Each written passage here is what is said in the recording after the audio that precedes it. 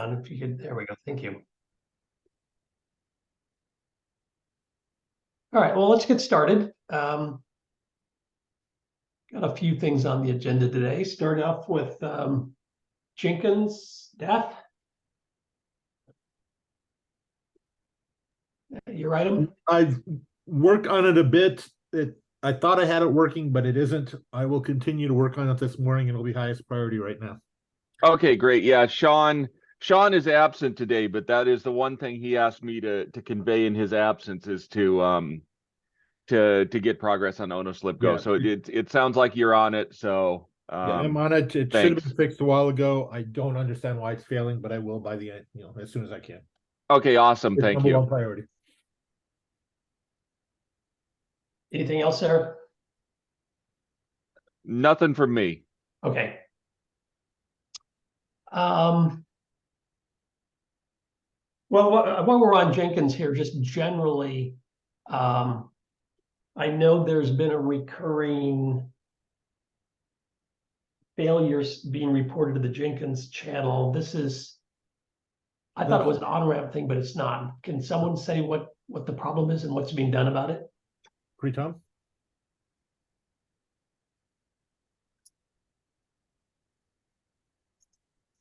Hello? Sorry, is one of the QA guys on? Tom, I thought I saw you. Okay. Anyway, the Aether Jenkins channel is reporting issues against GNB Sim, which is doing some testing with on-ramp and various other things. And it's an it has a lot of active development on it. And they basically get it working successfully once and then update it and keep working on it. But it's one of the things that hadn't been running for about 3 weeks and just got started trying to build again. So is the claim that there is development work going on in GNB Sim that keeps then leading to the next failure? Yeah, actually, GNB Sim, most of the failures are because of the bugs what we reported. So because of that, only those are the expected failure actually.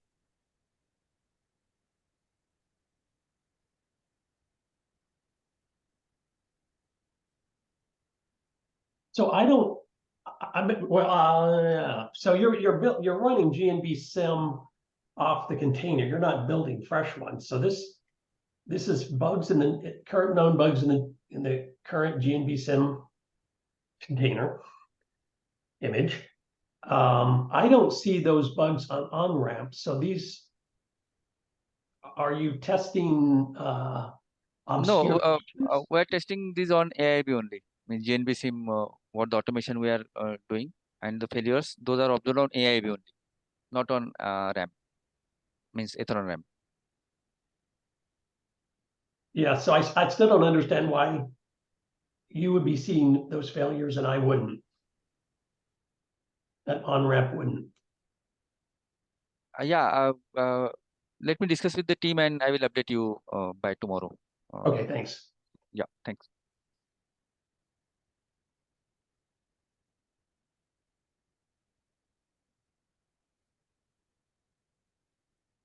All right, SD-RAN, I know that exchanged a little email with Gabriel, who I believe, is on good. So could you tell us about what's going on there and then what the ask is?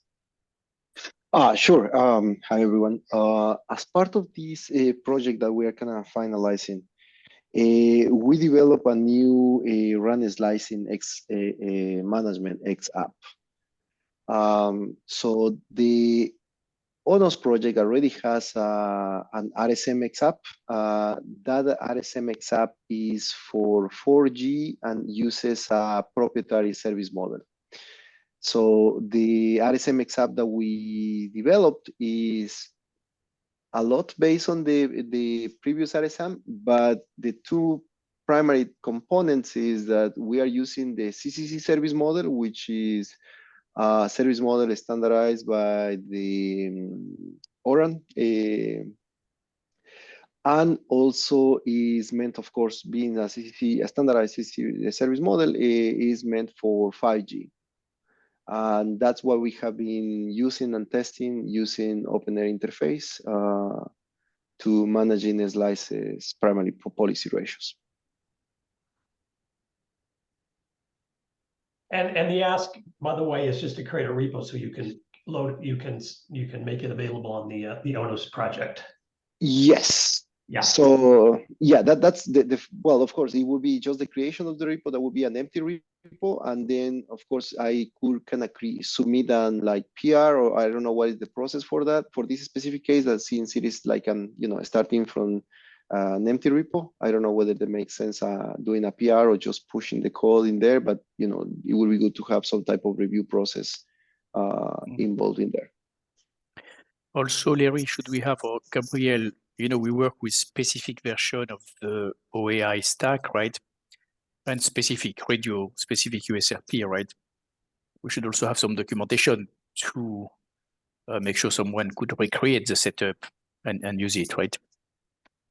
Yes. Yeah, we can do that as well. Well, yeah, so that actually is the big, it's something we've been hoping for. So this could kill two birds with one stone, if I'm understanding you right, Christian. Being able to, I'm not sure quite how to capture this. We need to be able to test.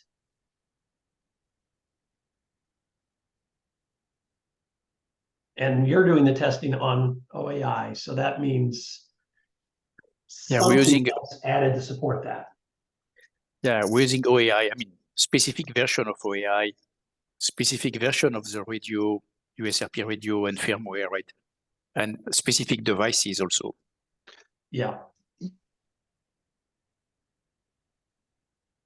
Yeah, based on the last part that Christian indicated, I think there was, I don't remember whether it was Ajay or somebody was kind of keeping a database of the different devices that have been tested with the Aether core network. So we have tested, as Christian indicated, we have tested OAI for the Genode V side, and we have tested two different devices, one OnePlus phone and one USB modem, Sierra wireless, that connects fine with the Ether core.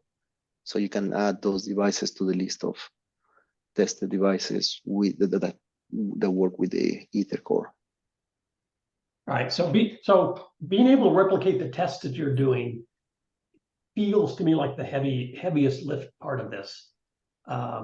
Because you've got a particular environment, and we need to make sure that we have replicated that environment and everything we have checked into SD-RAN. And even if there's delay on actually getting the devices set up in some automated QA process, that we have a path forward to that is the key, I think. So do we have this documented? I mean, I don't think it's a matter of adding the devices you've used to SD Core's device list. I think there's a whole cookbook for this OAI integrated version. Right? Yeah. We need to give you the doc and how we are running the stuff, right? And right. And so the test. We have done some demos also video. Gabriel, I don't think we probably cannot share the Navy video, but we could replicate the video and showing how the system works, how the system is working, right? Yeah, probably. Yeah, next week I can record another video specific for this. I guess. Yeah. So could I ask?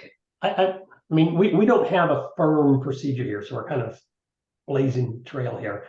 But if we could ask for a specific plan, you need to support X, Y, and Z. Here's what the requirements are to replicate the environment. And this is the gap. These are the gaps we need to fill. That would be very helpful. Yeah, one thing just to kind of clarify, it's not just the creation of the empty repo, but as well, we have made a few more things. For example, updating creating this CCC service model that is part of the E2T repo. And there are a few more kind of changes that we made to other repos. And also we have some implementation in the run simulator to test all these components that we also are planning to kind of open PRs for those repos as well. Yeah. Yeah. That's all good. So yeah, I mean, it's obviously, it would be a combination of it's coordinated across multiple things. So there's going to be a combination of pull requests against the existing repos and then creating the repo for the new stuff. Mm-hmm. And then the cookbook, document. Yeah, that may take a little bit kind of longer, but the other PRs are gonna go first, and then I'm gonna work on the document, or even actually I can at some point. I was thinking to kind of update the ONOS doc, ONOS docs, I believe is the name of the repo, which is basically the documentation. So where I can add there the documentation. At least at some point I updated the documentation in ONOS doc as well for the process of creating service models. Yeah, that's. I don't know the right home for this. I mean, there's the ONOS docs, there's SD-RAN docs, there's Aether and on-ramp docs.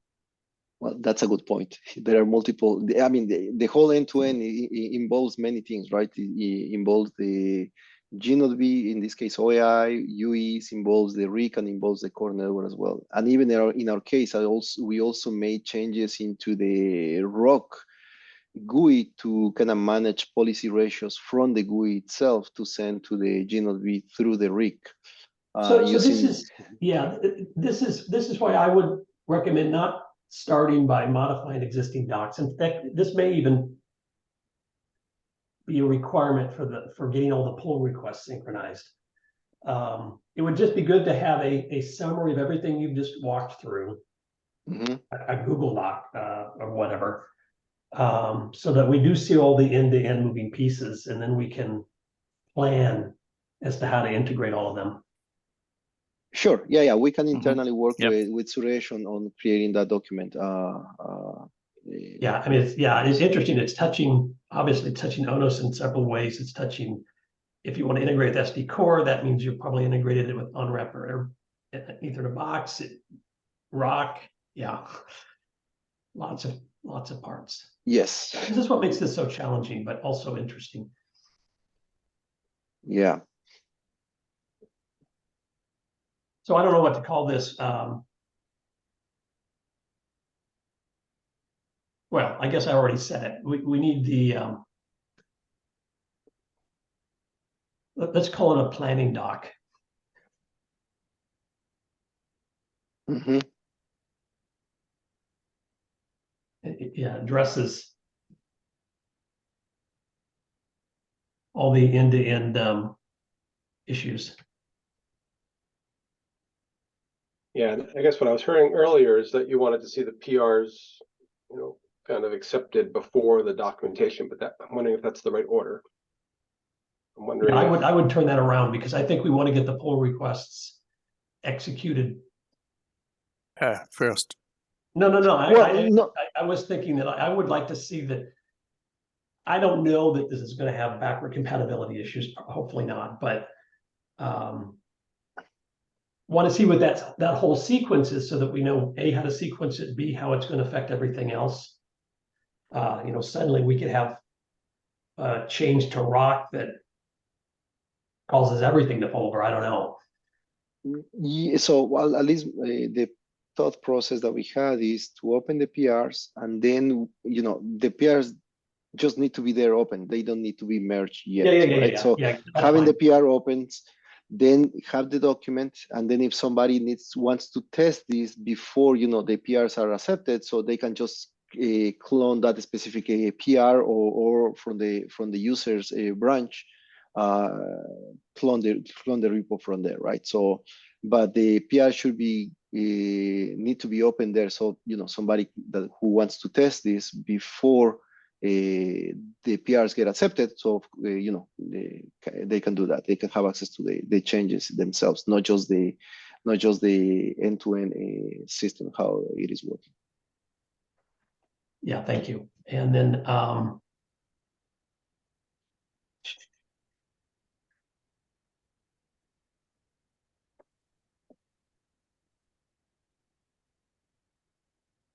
yeah.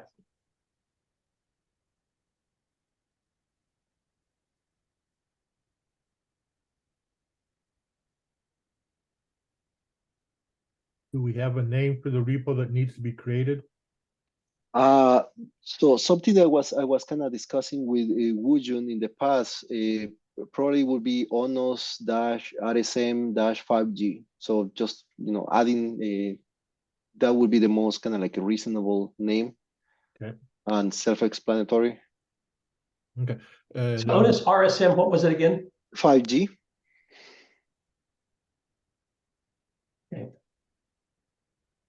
Okay, and do you Any have other name? Yeah. Sorry. I'm sorry.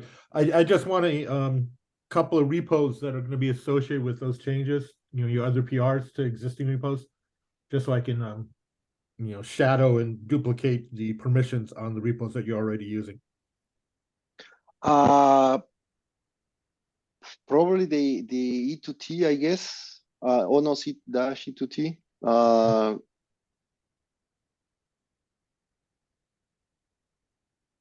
But follow that up offline to make sure you get it all. Yep. Okay.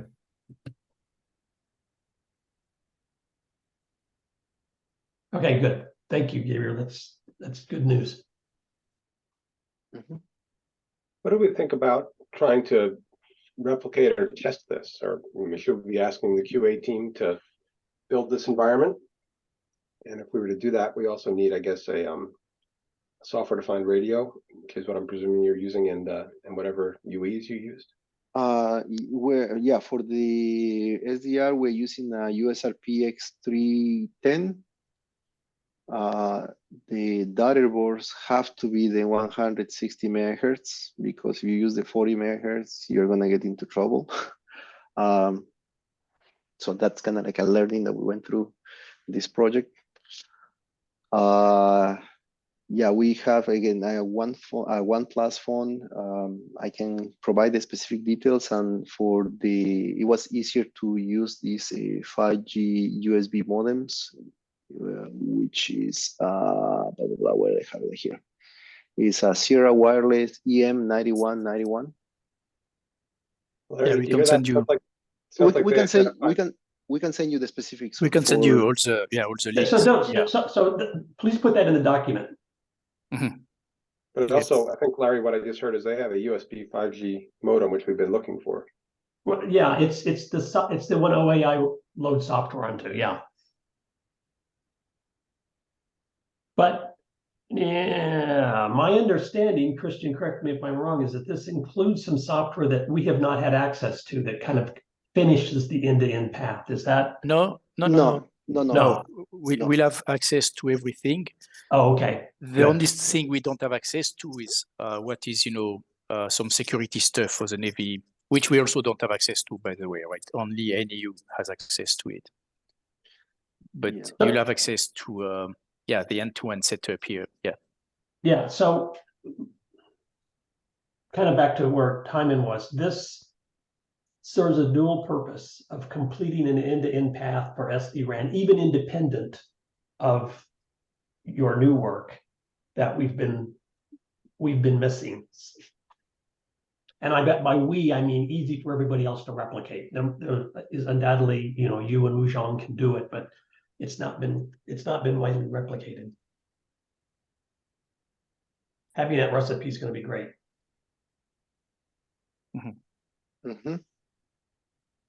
Yeah, this is terrific to see this coming in. Something additional, even with Suresh, we modified the Ether in a box. Instead of using a single interface, physical interface for the N3 and N6, that's actually using two different interfaces from the machine to kind of have separate paths for each of those. Is this related to multiple UPFs? That's also related to multiple UPFs, yes. Yeah. So we'll get to that status in a minute, but Bala has replicated that on Ethernet box, so we will be able to go either way on that in the future.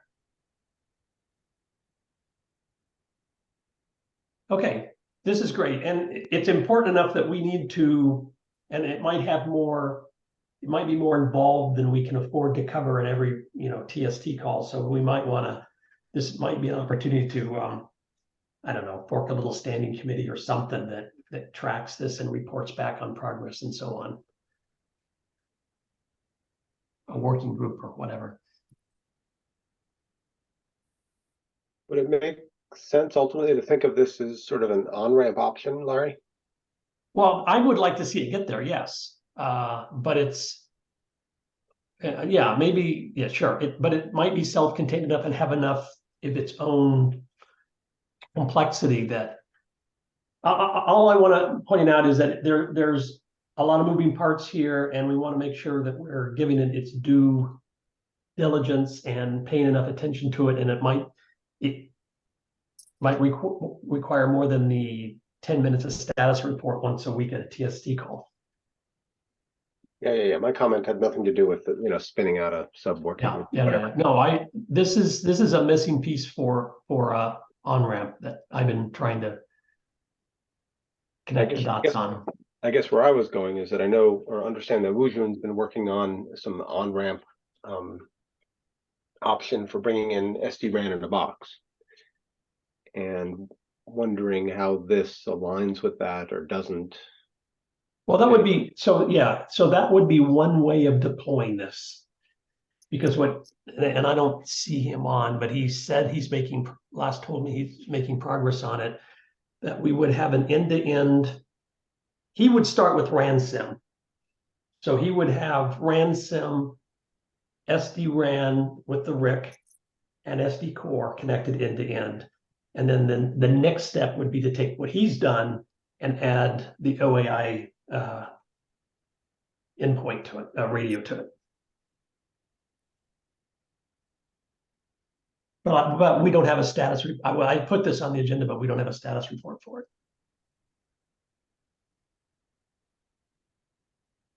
Yeah, I'll refer to it as in progress.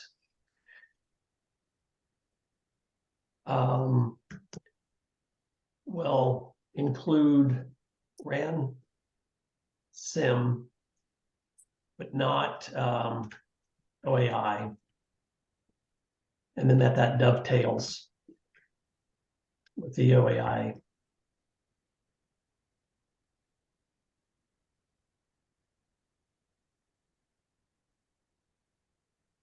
Okay, we've got a lot more to cover here. Is there anything else to say on this for right now? Quick question regarding to the bullet point that you are right now. What exactly what is the goal of the OAI effort from this perspective? From this perspective, is that we can use the on-ramp deployment of Aether to end-to-end setup, SD core, SD-RAN with the OAI radio. OAI radio. So that means that you're going to have some SDR to kind of send signals over the air, or you plan to use the OAI in simulation mode? Either one. I mean, it's simulation mode that my understanding was that we were missing a piece. What? I'm not going to be able to recreate the specifics of this. Oh, okay. But my point is, whatever the best practice is with OAI, whether it's emulated or over the air, I would like to replicate that and include that here. Oh, okay. Okay. Yeah, and by the way, emulated is a good, a great way to get going also, right? Mm-hmm. Okay. SD core. Larry. Yeah. Was that AJ? Yeah, Ajay. Yeah. So I don't remember if I joined last week, but I believe I had two action items. One of them was like to review the code review request, which are raised on multiple repositories. So I did merged quite a few, but on one of the PR requests, I'm stuck in the sense that I'm not able to trigger the FOSA scan. So typically, if we add some comments like add to whitelist or OK to test, these are the two comments typically. If we add it and then it triggers the FOSA scan, but that's not happening. So I need help from David on that. Right. So, or maybe add the users as a whitelist user so that we don't need a specific comment to be added and scans can be run immediately. That's one of the thing. So So who, you needed help from DAF? yeah, that's right. Yeah, AJ. Yeah. I also noticed that same issue in one PR that was open for the UPF repo. So by just doing the retest this, please, it basically executed that. But it was kind of strange that everything passed, but just failed the FOSA verification for some reason. Yeah, so sometime I think FOSA fails if their server is not available or something, but in this case, it's not even getting triggered. Oh, okay. Yeah, in my Yeah. case, just doing the retest this, please, it re-triggered that, and now it passed at least for the PR that I was looking into. Yeah, so I had like probably 5 or 6 PRs, I believe 3, 4 merged, 2 are pending. So that's this one. And then second, like ask from me was that to look at the existing SD core bugs, right? Whatever reported by the QA team. I started looking at it, and some of them are already fixed and they are in the review request. So I will try to find out who can review it so that once it gets merged, those fixes will be available. So that was the second ask. Yeah. Yeah, I mean, anything else? I will continue to scrub because I think there are 7 to 8 bugs. I am done with 2 to 3 as of now. I'll continue scrubbing the remaining one. So I know he has to leave in a minute he just dropped off, dang it. Okay. That was blah. He and Shabazz have been squishing latency bugs in. Which one you are discussing, Larry?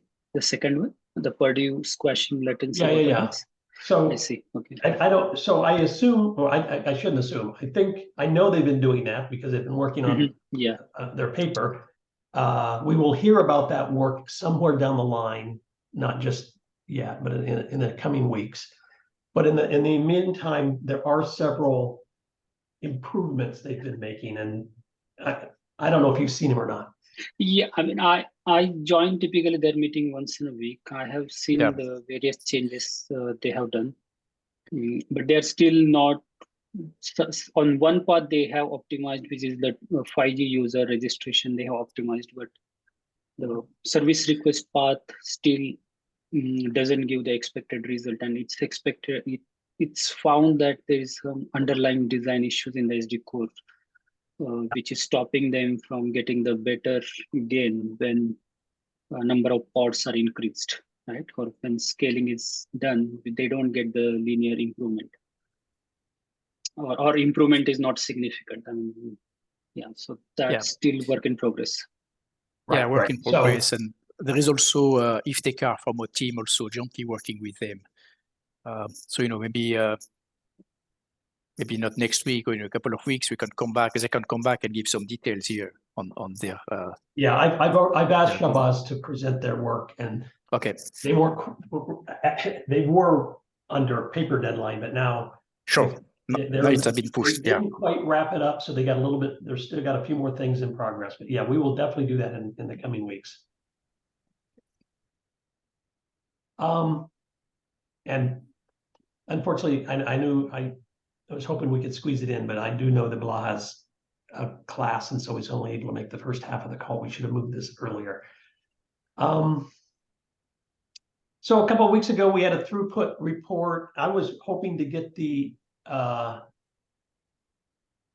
publishing of the values file and the UPF JSON file that corresponded to good throughput, but I haven't seen that yet. Have I missed it? Who was supposed to do it?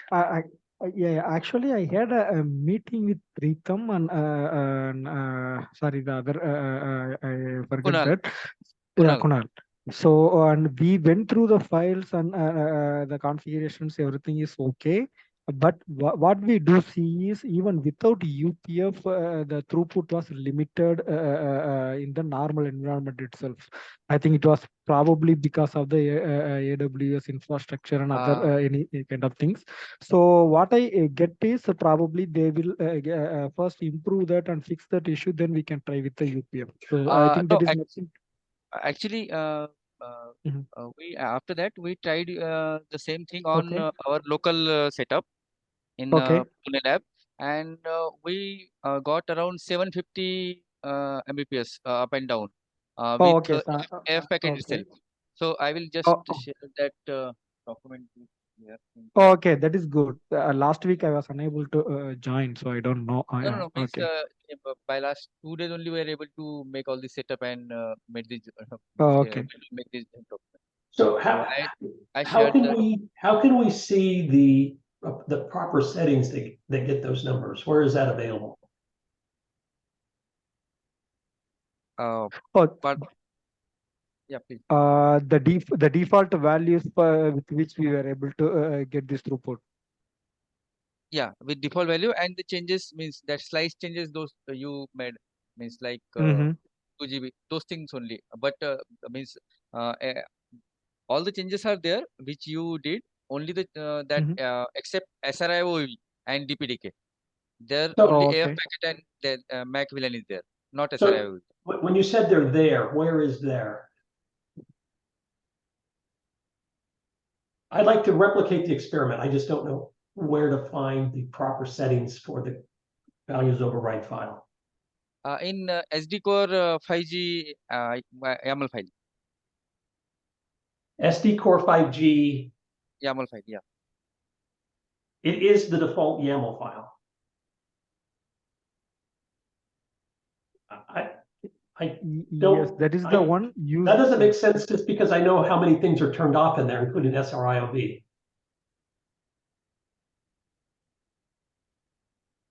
Yeah, Suresh, you can answer this. Sorry. Can you repeat the question? So I'll take it offline with both of you. I'm just trying to track down the Okay. appropriate settings to the values override file to get the throughput numbers you've reported. And I don't believe it's the default SD core values file because I know I recognize some of the things that are turned off in there. Yeah, we have added couple of parameters there. Yeah, we will take it offline. The thing is, I think probably we can add those things in a comment section and say that this is the default one for the performance related thing. Probably user can enable and play with that accordingly. Probably we can. You could do that. You could, I agree that is an approach, but my ask is Mhm. comments are fine. The values file that gets the results. And then we can worry about how to deal with the default one and the high speed one. Okay. Yeah. Okay. Dun, dun, dun, dun, dun. Anything else on SD core? Yes. There is one thing that is Gabriel, you're breaking up.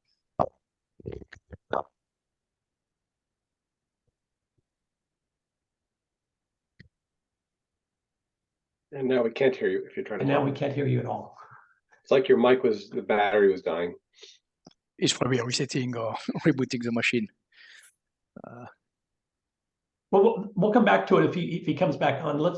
I think we can finish up the other stuff on OnRep pretty quickly, then we'll come back to him. First, before I lose Scott, hopefully you're still there, Scott. If you do 2 patches on the Rock API, are they cumulative? I'm still here, but ask me that question again. If you do 2, can I do a second patch on the Rock API and have the second one be additive to what you did with the first one, or can you patch deltas, or do you have to have the entire database? Oh, 2 patch operations. Gosh, that's like a Sean question. So patch was the operation that is typically a partial update. Is that correct? I know we're like sticklers to how the request, yeah, so it applies partial modification. So I would think that those 2 patches are independent, that you could, if you patched and you changed values A, B, and C in the first patch, And then in the second patch, you change values C, D, and E, that you would get, A, B, C, D, E would be Yeah. your result. So I call that additive or Yeah, cumulative. yeah. That is my expectation of how it would work. Well, we can always try it. That was, unless you told me that you were sure it wasn't, I would have assumed that, but I just wanted to check. Yeah, now if it was a put, that would be different. The second put would wipe out what you did with the first put. But I think the whole point of patch is that it's a partial modification. Got it. Perfect.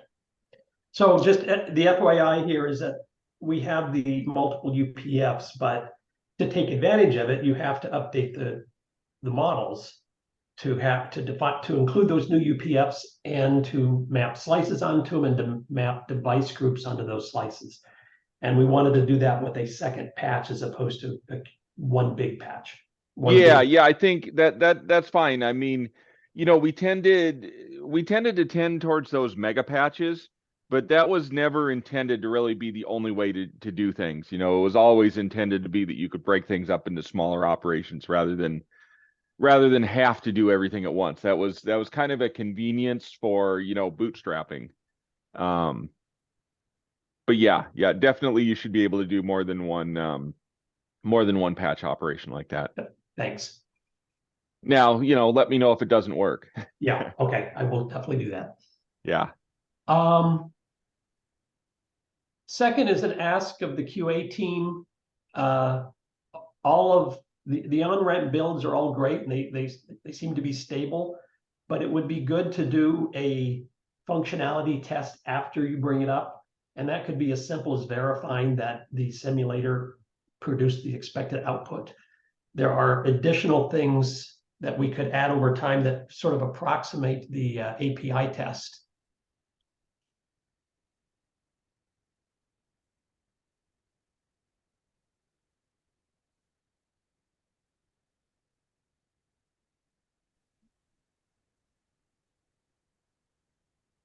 Anybody here from the QA team that can speak to that? Yeah.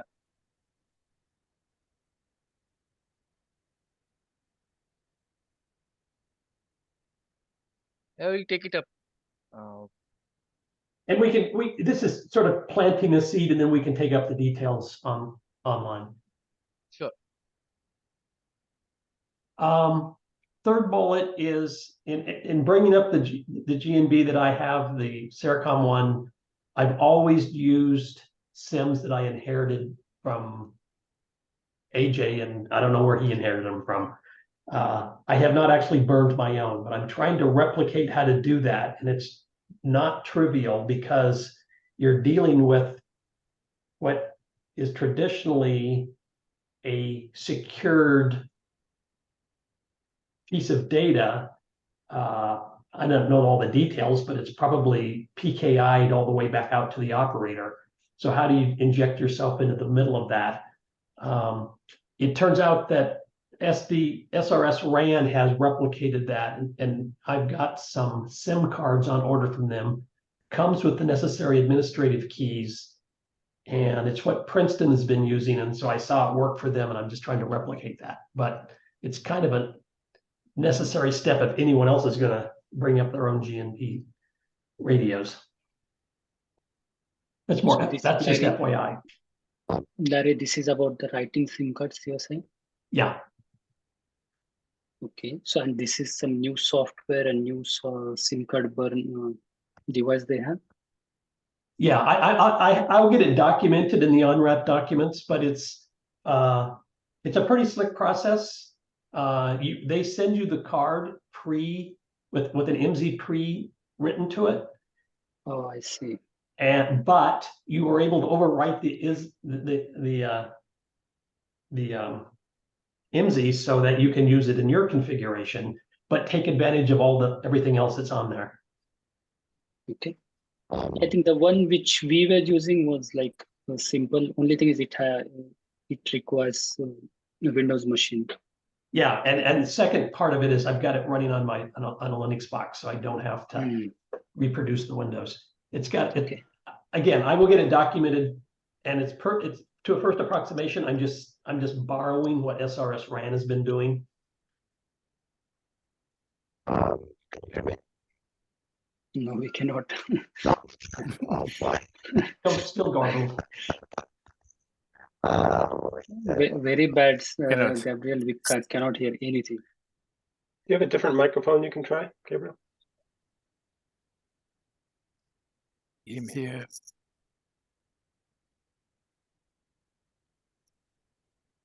What about now? Yep. Yeah, much better. Yeah. Better? Okay. Yeah. Sorry about that. So regarding this, Gabriel, just a minute. We just got a couple of things to finish up where we are, and we'll come back to what I think you were going to say under SD. no, I have a comment about the SIM cards. Oh, okay, good. Thanks. For the project that we are kind of like finalizing, we are using some SIM cards from OpenCells. This company is based in France, and I think the owners basically used to work for the OEI or used to develop for the OEI project. So it has been really straightforward to work with these SIM cards, to program them. They offer some open source, kind of not necessarily open source, but yeah, open source kind of code to run in Linux, and it's just one line of command. Pretty straightforward to Is it PYSIM? No, OpenCells. I'm gonna share the link. Let me see if I should have it somewhere handy. Yeah, it would be good to have more than one way to do it, but yeah, it has been really straightforward to do the whole programming and nothing special, and the beauty, it works directly on Linux, so you don't have to deal with any Windows. And again, Gabriel, is this 4G SIM or 5G SIMs? We are using it for the 5G phones, for the 5G system, but my understanding is it should work for 4G as well. all right, let me get that. The advanced features which comes in the 5G, like Suki and all, whether it allows you to specify that. I haven't gone into those details. I haven't had the need to use that specific part, but give me 1 second. I can share what is the specific command we are using. Because we had in the past trouble, because if SIM card is not 5G SIM card, Apple phone doesn't work. Oh, okay. Yeah, no, we have been using this with the Android phones. Android phone, the One Plus phone for 5G, and it has worked fine. So. Okay, I'll go take a look at that, and like I said, I'll post. I don't have my link on handy, so I can't post it, but I will point you at what I'm trying to do. I haven't gotten it work yet. UPS is supposed to deliver the SIM cards today, and they just haven't shown up.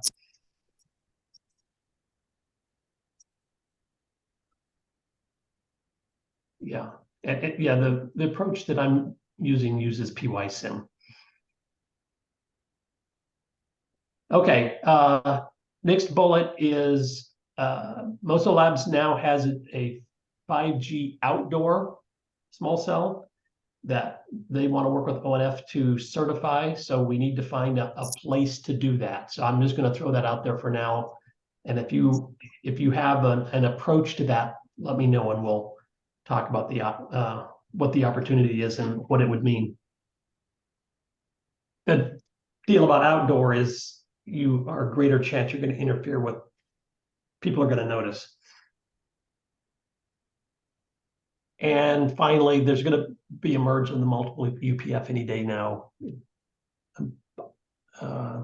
Hopefully yet this week. Back to court. Gabriel, did you have something else under SD core? Yeah, there is a few months ago, Ajan and myself talked that there is some type of bug in the SMF when it assigns IP addresses. There is a environment variable missing in there, and without this initialization of this variable, basically the first IP address assigned is shifted by 5,000 compared to what you assign as an initial IP address in the Ether in a box in the configuration file. So, for example, if you say that the address, the range that you want for the UE is to get, let's say 172.250.00, it actually, the first address that gets assigned is not 172.250.01, but it's actually 172.250.239.121. So which is shifted by 5,000. So if you are assigning, let's say for a small project, you want just a 24 mask, of course, it's going to be way off of what you actually are interested in assigning. So for the project that we're finalizing, what we did is we enabled the UPF to kind of give the IP addresses so we can actually control the range of IP addresses that are assigned to the UEs.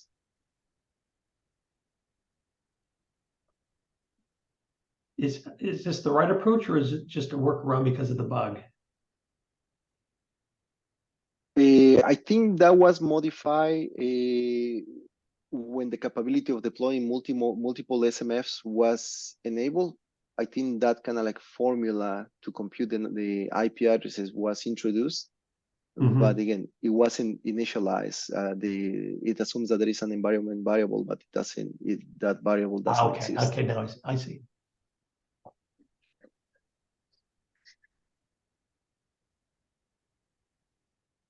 All right, anything else? I feel like that question wasn't quite answered. So you modified it in the UPF. Why not just fix that environment variable problem?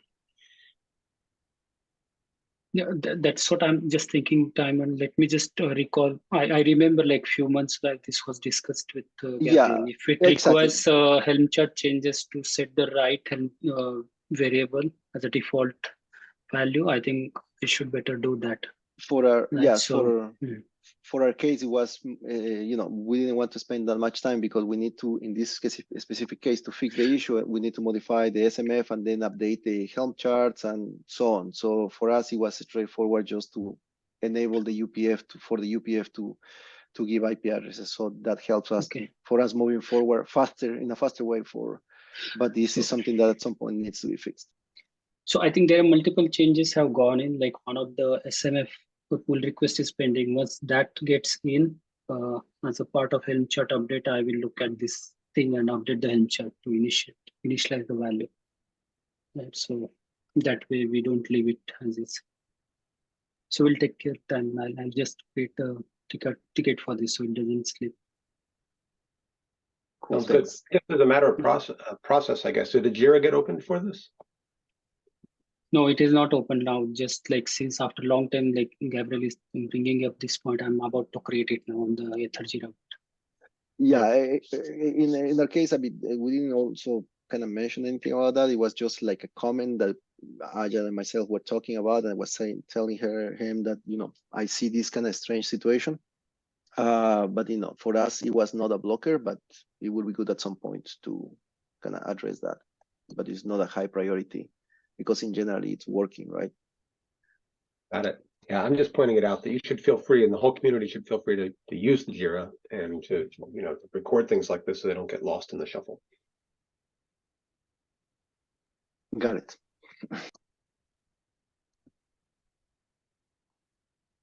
Okay, thanks. Yeah, I agree. Second that. So next week we'll have a shorter business part of the meeting because we're going to get a half hour from I think it's a collaborator of the labs, Intel Labs, the GXC people from Austin. Gabriel, you've been working with them? Maybe. Sorry, say it one more time. GXC. GXC. GCX. No idea. Oh, no idea. SGX maybe? Say SGX? SGX? Yeah, I probably got the acronym messed up. Security stuff or security related stuff? I think there is another company called GXC. I'm not sure, Larry, that there's any relationship to Intel Labs. I was thinking there was, but maybe I'm talking to too many people and got confused. Any case, we will hear about some related work that is that's going on for at least half of roughly half the meeting, and so we'll keep the updates